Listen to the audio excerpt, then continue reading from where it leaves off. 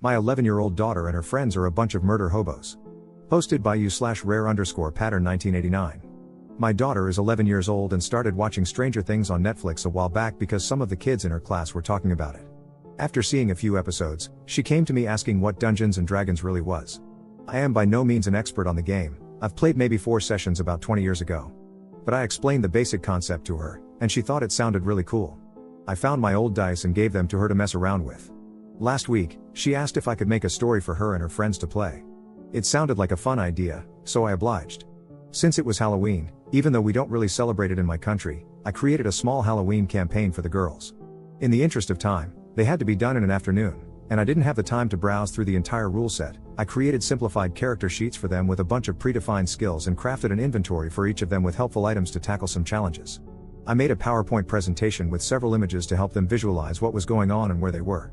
I also prepared a handwritten scroll with their quest objective on it, burning the edges a bit to give it a cool look, all fun stuff.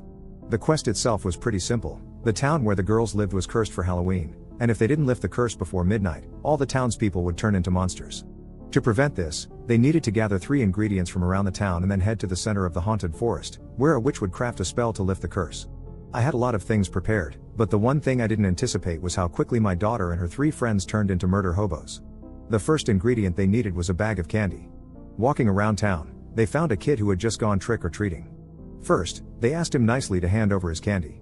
Of course, the kid said no, so I imagine they might use some gold or intimidate him into giving it up. Instead, the girl playing the wizard noticed that I had written fireball under the spells category on her character sheet. Quietly, she asked if she could burn the kid. The other kids immediately asked, "Wait, can she?" I told them they could do whatever they imagined. So, they burned the kid and took his candy. My daughter, feeling a little remorse, explained that she took a tiny urn to carry his ashes. And, well, that set the tone for the rest of the campaign, as I could never have imagined those girls being so evil. The second ingredient was a bottle of wine, so they went to the local tavern. They first tried to steal a bottle, but when the stealth check failed, they decided to jump the barkeep and kill him to take the wine. The third ingredient was a dragon's tooth, which they could find in the house of an orcish warrior on the outskirts of town. Instead of knocking on the door, their first instinct was to try and kick it down. My daughter rolled a 1 on that check, so I told her she lost 1 health point because she hurt her foot. Next, they decided to break the window and enter the house that way. Of course, the orc wasn't happy with adventurers breaking into her home and attacked them on sight. They cast a sleep spell on her, tied her up with the rope they had, and took the tooth. They also decided her armor and axe were cool, so they stripped her and looted her house, leaving a naked, tied-up orc behind. At the edge of the forest, they encountered a ghost. The idea was for the girls to discover that the ghost was afraid of the dark and help him quell his fears by using either the light spell on the wizard's sheet or a candle from the cleric's inventory. After some discussion, they noticed the ghost's image on my PowerPoint, a ghostly figure dressed in a white cloak. "Maybe we should just set his cloak on fire," they giggled. So the ghost ran away, burning, and revealed the path to the haunted forest. The encounters in the forest didn't go as planned, either. They first encountered a group of skeletons dancing around a bonfire. The skeletons invited them to join their Halloween ritual dance, promising a reward. I had prepared music for this encounter, a song my daughter often dances to, and the girls immediately got up from the table to perform the dance. After completing it, the skeletons showed them the path deeper into the forest. However, the rogue asked why they weren't getting a proper reward. When the skeletons explained that revealing the path was the reward, the girls didn't like the answer and decided to teach them a violent lesson. Where I underestimated their desire for murder, I overestimated their intelligence. They arrived at a pond, where a water spirit gave them a riddle. Solving it would earn them a magical medallion to open a portal later in their quest. The riddle's answer was river, and I gave them multiple hints, emphasizing the water spirit. They still didn't get it, and when they were about to resort to alternative solutions, my wife, who had been listening in, yelled, "It's a river, you idiots." They giggled and happily accepted the medallion. Next, they encountered a giant crow who wanted some candy to feed her chicks. Unwilling to share, the crow was added to their fatality list. Then, the mage and cleric got trapped in a giant spider web. A giant spider attacked, and the rogue tried to free her friends by throwing her dagger. Each throw was a skill check, and she accidentally hit the cleric instead of the web. An epic battle ensued, culminating in my daughter mounting the spider and choking it with a rope. I let her roll for it, but when she succeeded, I explained that spiders have book lungs and don't breathe like mammals, so her plan didn't work. It was still a cool idea, though. They took a beating but eventually won, proudly burning the spider's corpse and carrying its ashes in another urn. Finally, they reached the magical portal. The medallion lit up, revealing a rebus puzzle. The solution was a phrase from a popular song in our country. It went over their heads until my wife glanced at it, gave them the answer, and they started singing to open the portal. Before meeting the witch, they faced a Trent protecting her. Initially, the idea was for the Trent to be persuaded by their noble deeds. However, given their chaotic actions, I changed it so the Trent demanded an explanation. The girls concluded, "He's made of wood, so we can set him on fire." Since we were running out of time, I played along, and a single fireball reduced the Trent to ash. The confrontation with the witch was brief. She crafted the spell they needed to lift the curse. The girls returned to town, where they were celebrated as heroes for their bravery. My daughter later told me that everyone had a great time and laughed about it all day at school. She asked if I could create another campaign for them. Next time, I'll definitely incorporate consequences for their actions and make an action-packed story with more battles. For now, I'll start by rereading the rules to make the next campaign even better. Update 2 months later. So, a while ago, I posted about introducing my daughter and her friends to D&D and how they turned into full-on murder hobos. After their first game, the girls were over the moon and eager to play again. Word spread around their classroom, and suddenly, instead of 4 players, I had 6 girls to manage in my campaign. With my busy work schedule and the holidays, I didn't have as much time to prepare as I did for the first game. Still, I had a good idea of what I wanted to do and had incorporated the advice I got here to create a more action-packed experience for the group. However, things didn't go as planned, thanks to something I hadn't anticipated: another dad joining the party. The day before the game, my wife got a call from the father of one of the girls.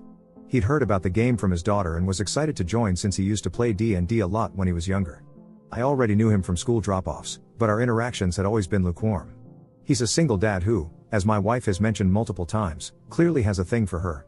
They work at the same company, and while he's not the type to act on it, he's shy and socially awkward in many ways. When I was younger, I was a huge geek, but marriage, kids, career growth, and new interests had watered that down over the years. While we're the same age, he's just as into geek culture as he was 20 years ago, and every conversation we've had revolves around the Minecraft world he's been building for years. Once the game started, he went into full hardcore role-playing mode and completely hijacked the session, much to the girls' dismay. I had prepared predefined character sheets and classes for the girls, complete with detailed explanations of their abilities, just like last time. The returning players started in the same inn where they'd previously murdered a boy on Halloween, with his mother now looking for him. They giggled about the situation, explaining it to the new girls. The plan was for the session to begin with a bar brawl against some drunken dwarves. Tensions were high, and some of the girls were already considering using a fireball, but the druid dad stepped in. He diffused the situation by charming the dwarves, buying them beer, passing all the charisma checks, and peacefully settling things. Since my plan had been for the girls to find a quest-related note on one of the dwarves' mangled bodies, I had to improvise and introduced a mailman to deliver the note instead. The note invited them to meet someone at a house near the old watermill, promising a great adventure and information about a hidden treasure. Along the way, they were attacked by wolves, time for their first combat. Except, the druid convinced the wolves they meant no harm, bypassing the fight entirely. When they reached the house, the girls wanted to barge in, but the druid insisted on scouting for traps and suspicious activity. He found a bird to ask for information about the house. Meanwhile, the girls started getting bored and bickering among themselves. One girl said she threw a rock at another's head. When they found the front door locked, they climbed onto the roof, and one girl pushed another down the chimney. Inside, the druid took control again, methodically having the girls detect magic, traps, and hidden doors in every room. The slow pace frustrated the girls, who started losing interest. To make matters worse, when they fought among themselves, the druid gave a speech about teamwork. After painstakingly exploring the house, they found the book they were looking for. The next part of the journey involved crossing a hot wasteland, but instead of picking up the pace, the druid had them stockpile water and food for the trip. I tried to speed things up with an ambush by orcs seeking revenge for being mistreated in the previous campaign.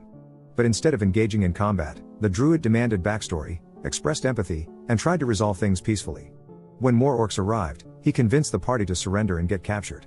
I had to come up with a dungeon storyline on the fly, but by that point, the girls had checked out. It was hard enough involving all 6 players, but with the druid monopolizing the game, the energy in the room died completely. The campaign ended abruptly, and everyone went home. Unlike the first session, there was no laughter or excitement. My daughter didn't even mention the game afterward, which was a stark contrast to the last time. I suspect that the druid dad inadvertently killed their interest in role-playing games altogether. What the girls wanted was a fun, action-packed adventure of kicking tail and taking names, but his complex role-playing and methodical gameplay completely derailed the experience. Op in the comments. I am just going to check with my daughter and see what she wants to do. With any other dad, it wouldn't have been much of an issue. You grab a beer out of the fridge during the toilet break, and it's solved in 30 seconds. I have never had any type of meaningful conversation with this guy, and unfortunately, out of all the girls at the table, can you guess which one has been best friends with mine for practically all their lives? I also don't want to be the one who accidentally causes a rift between those two.